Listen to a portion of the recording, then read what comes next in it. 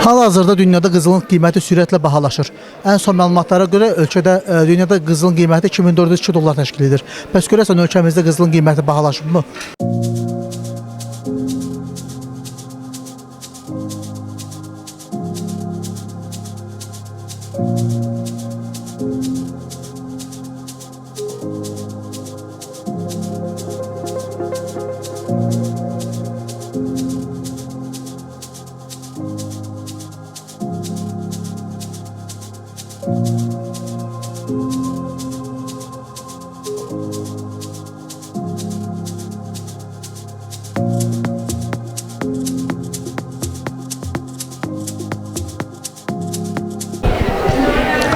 Apardığımız müşahidələr onu göstərir ki, hal-hazırda alıcılıq qabiliyyəti qızıl mağazalarına xeyli aşağı düşüb.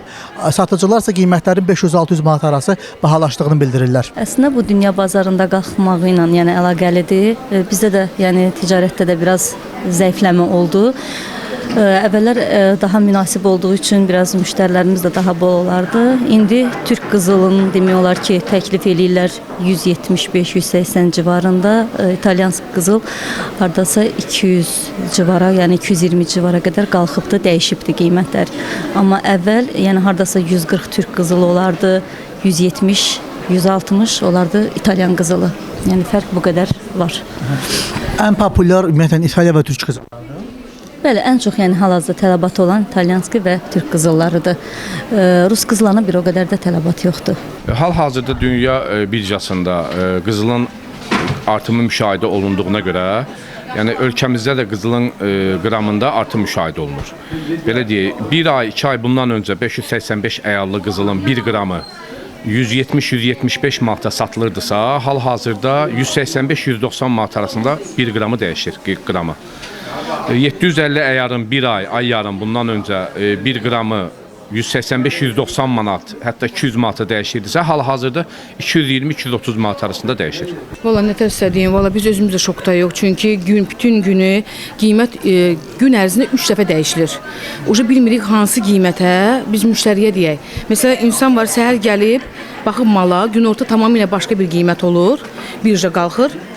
O hərəni fıranıb qaydana kimi baxırsan, o başqa qiyməti. Yazıqdır ki, siz bizə bu qiymətə demişsiniz. Dedim, valla bizi də bir şey deyir. Qızıl elə, yəni dövrə maşallah qalxır ki, yəni özümüz də çatdıra bilmirik. Hətta məsələ satdığım malımızı sifariş edib o gələnə kimi tamamilə başqa qiymətə bizim özümüzə oturur. O qədər sürətlə bahalaşır yəni. Demək olar ki, gün ərzində 3-4 dəfə qiymət dəyişirlər tam. İstir 750-də olsun, istir 85-də olsun. Yəni alıcı qabiliyyətlə ki, yazılar gəlirlər, baxırlar. Məsələn, kimsə 5 qramlıq almaq istirdi əvvəl, indi 3 qramlığını alır.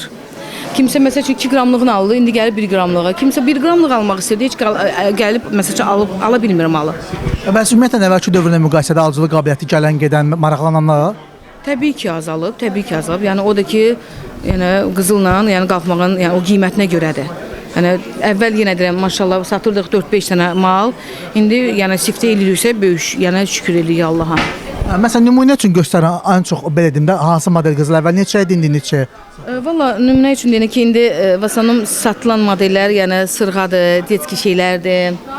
Qolbaqlardır. Məsələn, bax burada modellər var bizdə. Məsələn, onlar yəni satılan modellərdir. 2 qramlıq, 3 qramlıq, 5 qramlıq. Məsələn, uzağı 10 qrama kimi. Yəni ondan o tərəfə bu dəqiqə məsəl üçün 15-20 qramlıq qolbağı gəlib çıxır 2500-3000, daha 4000-ə gəlib çıxır. Əvvəl neçə olub? Əvvəl məsəl üçün hardasa məsələn 500-600 manat aşağı qiymətlər. 500-600 manat fərq eləyir. Bəli.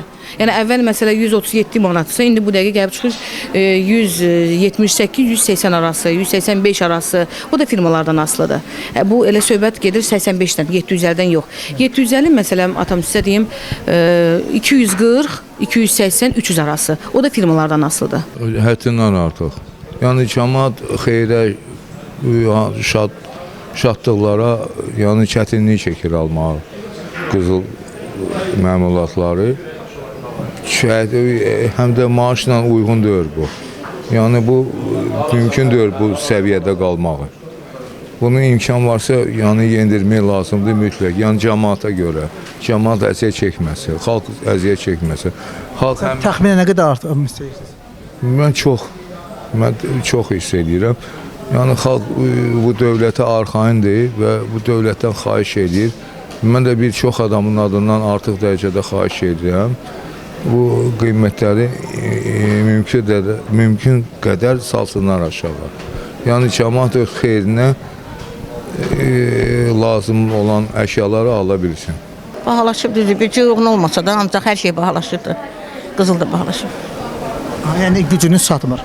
Yox, çatmır, əlbəttə çatmır. Qiymətlərə təxminən nə qədər artım var? Hansı ölkəyə qızılın? Quranlardısı 100-dən gəlib çıxıb 160-a, 170-ə. Ona görə bahadır. Mən qızıl almıram, amma mənim uşaqlarım da, mənim qızım elə qızıl sevəndi. O da narahatdır ki, qızıllar bahalaşır, belə elə hamı narahatdır. Narahatçılıq çəkir belə. Yəni gücünüz çatmır almağa. Almaq istəyir, biraz pul toplamışdı ki, alsın, gedib bir müddət bundan əvvəl gördüyü qızılı almaq istəyirdi. İndi pul toplayıb, yeri bahalaşıb, təzdən bir də gözləməlidir ki, bir müddət o pul toplaya bilsin. Bəli, hiss edirəm, sürətdə də özdə sürətli artır. Yəni bir ayın içində 160-dan 180, 190, 200 manat arası dəyişib qızılın qiyməti. Məsələn, ancaq hansı ölkələrin ümumiyyətlə qızılda artım? Ərəb qızları. Amma ala bilmədiniz elə mi istədiyiniz məhsulu yəni? Ala bilmərik də. O, yəni dəymir o pula da verməyə. Hər yerdə hiss edirik. Niyə hiss etmirik ki? Hər yer baxırıq. Dünən aldığımız şey bugün başqa cür qiymətdədir. Allah özü qorusun balalarımızı. Biz gördüyümüzü görmüşük. Gözəl günlər yaşamışıq. Deyirlər ki, ay belə, ay elə. Yox. Çox gözəl günlər yaşamışıq. Hər şeyimiz də rahat olur. İndi Allah o gənclərimizi qorusun. Onlara belə xeyirli günlər qismət eləsin. Oxuyub əlində diplomu evə qoyub toz içində yatdırmasın. Ən çox hansı ölkələrin qızılına qiymət artımı var? Vallahi mən nə bilim, nə deyim, hər tərəfdə. Demək olar ki, hər tərəfdə. Ala bilmədiniz istədiyiniz məhsulu. Belə ala bilmədik ki, vaxtında yaxşı ki almışıq uşaqlarımıza, indi nə edirik?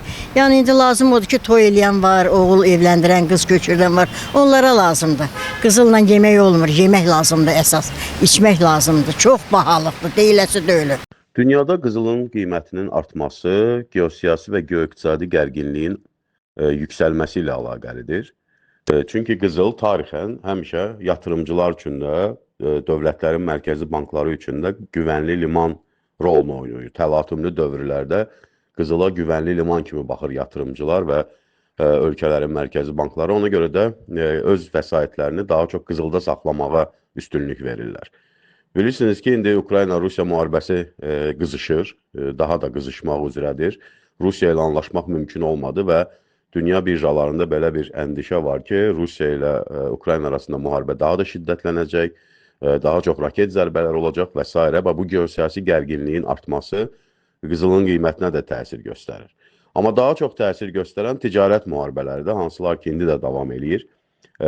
Tarif müharibələridir, tariflərin artırılmasıdır. Amerika Birləşmiş Ştatları Hindistana çox yüksək tariflər tətbiq elədi, hələ də davam eləyir. Avropa Birliyinə 25%lik tariflər tətbiq elədi. İndi Çinlə bağlı çox ciddi gərginlik yaşanır. Çinə qarşı 100% tariflərin tətbiq olunması məsələsi müzakirə olunur noyabrın 1-də. Yəni bu tarif müharibələri, iqtisadi müharibələr, geoiqtisadi gərginlik çox ciddi şəkildə birjalara, o cümlədən qızıl qiymətlərinə təsir göstərir.